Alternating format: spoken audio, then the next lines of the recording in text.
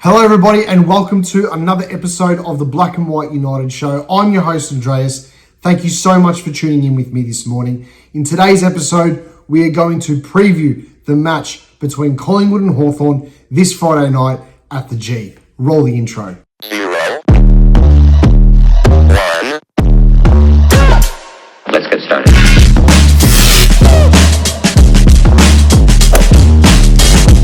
Today's video is brought to you by Hopper Bros Barbecue. For all your tips and tricks and everything barbecue, make sure you give them a follow on Instagram. So where do we begin? The Hawks, our bogey team.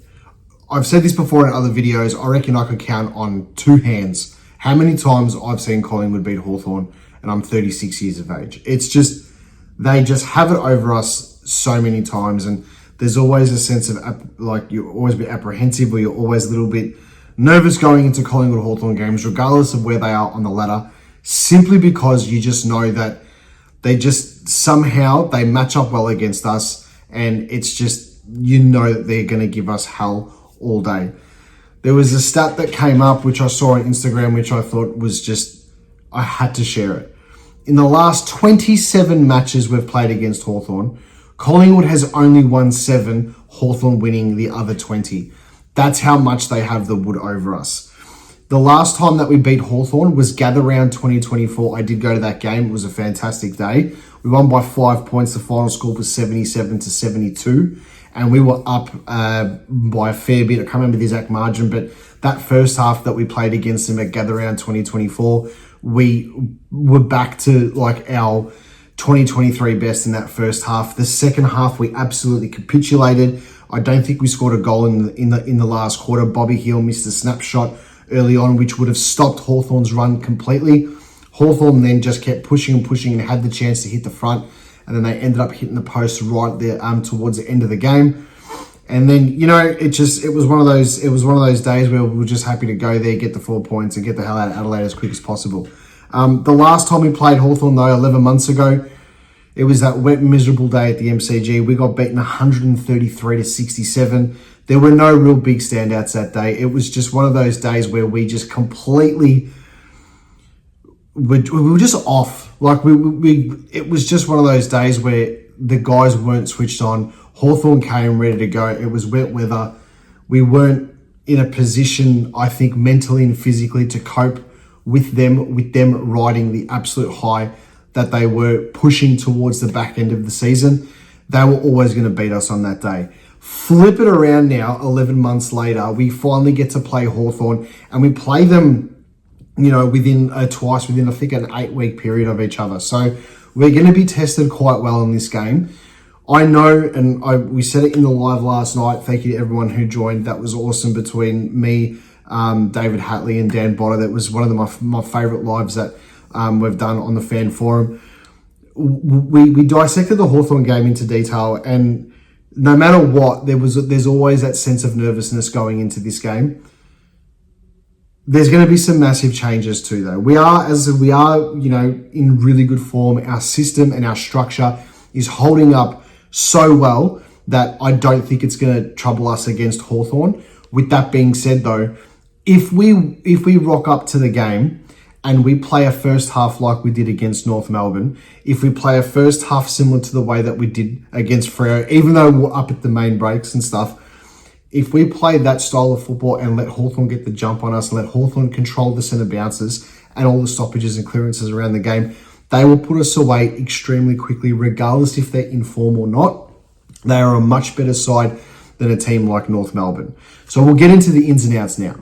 So coming into this game now, the changes that are going to be made from last week: Pendles, Moore, Schultz, Steele Sidebottom, and Bobby Hill come into the side.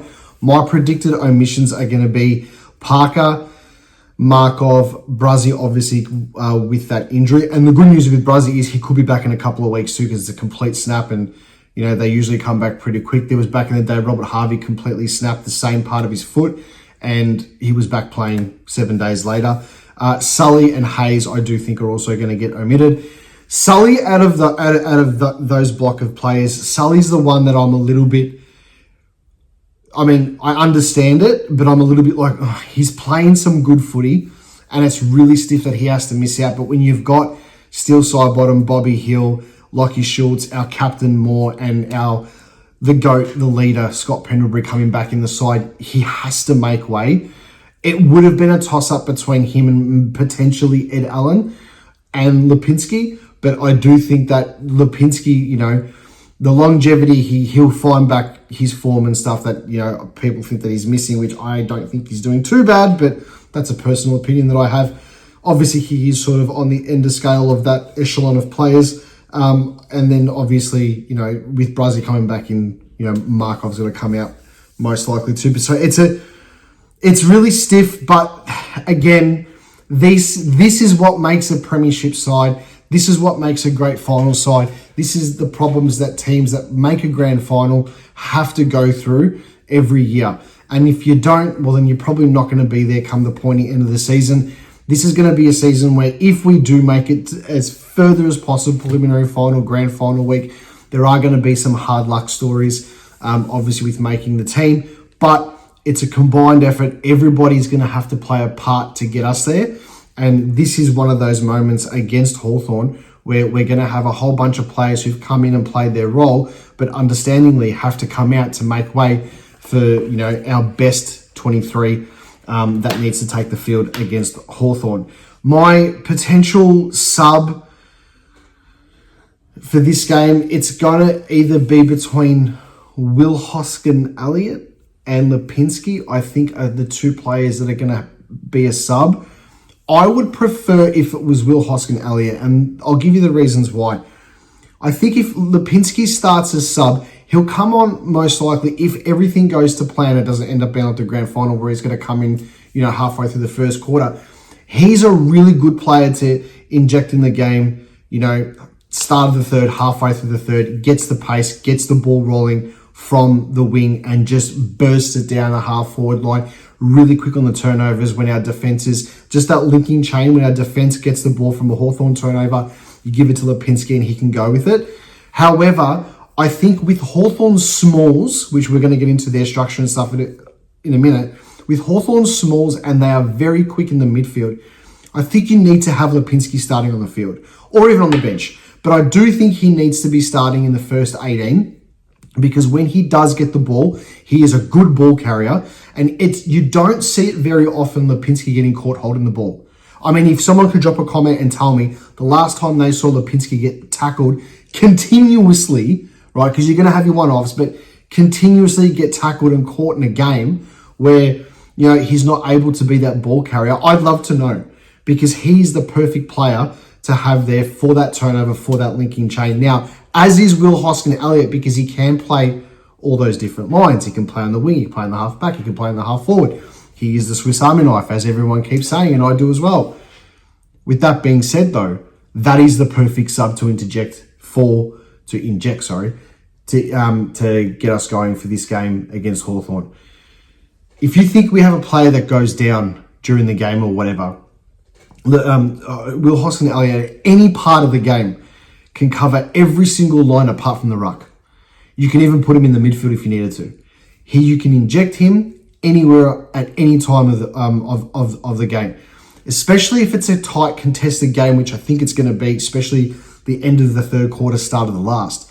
If you were to put him into the game and take off an Ed Allen or a defender has to come off or whatever, right, or a tall comes out, you put Hoskin-Elliott in there. He can even go into the forward line and play as that tall forward. He can go into the defense and play as an intercept defender or as a key defender on another forward, which you don't want that, but it can happen. So why not have him in this game as a sub Friday night, the MCG? He comes on, immediate impact, just manifest because I can see it happening also.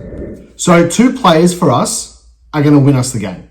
2 players for us are going to absolutely control this football game and force the turnovers from Hawthorn and drive it out of defense. Is Dan Houston and Josh Dacos. Houston's going to get the ball and he's going to take a mark in a pack or get the hand pass out from like a Perryman or something, grab the ball and he's going to thread the needle or kick it down the wings and he's going to find the loose players. This game, I can feel it. He's going to have like a 20 possession game and just have key moments and key influences in place, which is going to stop Hawthorn's run.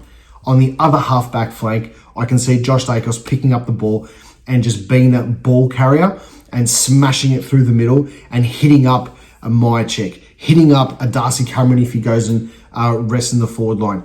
Josh Dacos has the power to be the quarterback in this game and control the entire narrative of the scoreboard and our scoring pressure against them.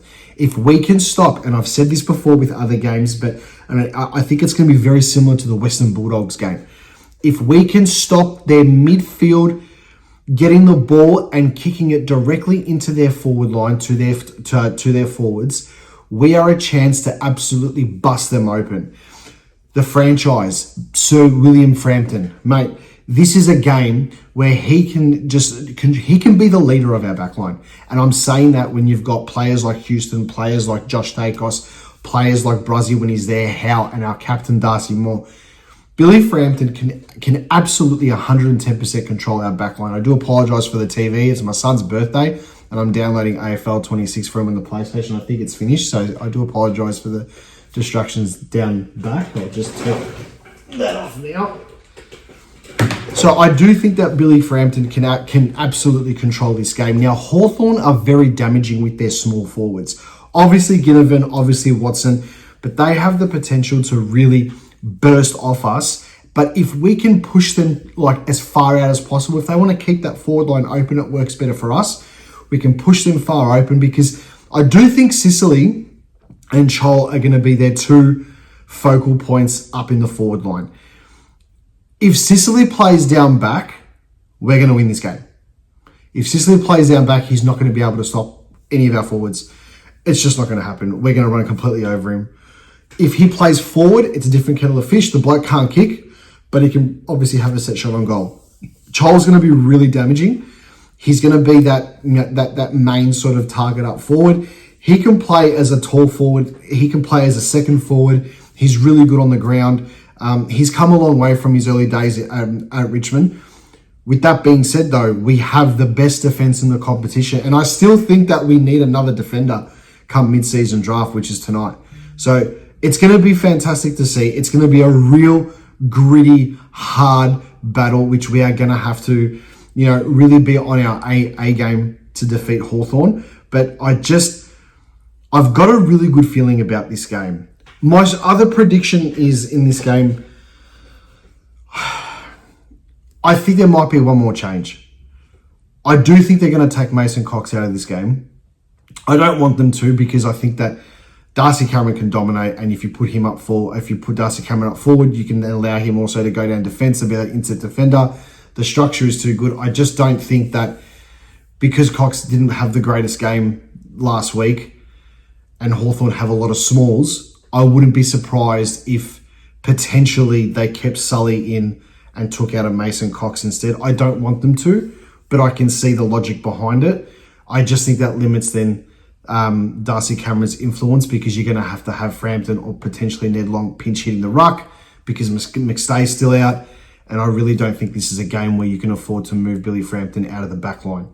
So it's going to be really, interesting to see. I think the weather's going to take a bit of a factor in that too. So that's a side little call that I've got, which it is playing a little bit of a, it is the whispers in the background of my head there saying that could potentially happen, but who knows? My predictions for the game. My predictions are it's going to be an arm wrestle for 3 quarters, and then we're going to start to get the breakaway towards the end of the third quarter. In the last quarter, I think we're going to have the brains. I think we're going to have the shifty smarts. I think we're going to have the system and the structure, which is the biggest thing. I think we're going to have the system and the structure to pull away from Hawthorn, and we're going to win. And we're going to win by, I'm going to say 28 points. 28, 29 points. I said that in my preview. As I said that in the video last night. 28, 29 points. I think Nick Dacos is going to have a field day as well. I think this is the game where it shuts everybody up, where he's, hasn't been up to the standard that other people think he is, but he had a really good second half last week, and I think he's going to continue that on against Hawthorn. They're going to tag him. They're going to do whatever. We're going to have the footy smarts to overcome whatever they throw at us. This is the first game I'm going into a Hawthorn game and being quietly confident. as opposed to the last few years where it's been just it's done my head in going in thinking, what on earth is going to happen today? Are we going to be able to get the win? This is completely different. Now, last point. I am heading up overseas, so this will be my last video from home with this background that everyone has gotten used to. I'm heading over to Europe. There will be a review of the Collingwood Hawthorn game while I'm in Spain, and that'll also preview the King's birthday game against Melbourne. For the next couple of weeks, you'll have one video per week, which will be a review and a preview to the next game. And then in July, when I get back, it'll be back to business. All the videos during the week, the lives will be pumping. I'll be appearing on other shows and stuff like that too, that everyone gets to watch. But for now, let's enjoy where we are. We're sitting on top of the ladder. We're coming against one of our bogey sides, and it's going to be just a great game on Friday night. Make sure you drop a comment. Make sure you tell me what you think. Call it as you see it. And as always, go the Pies.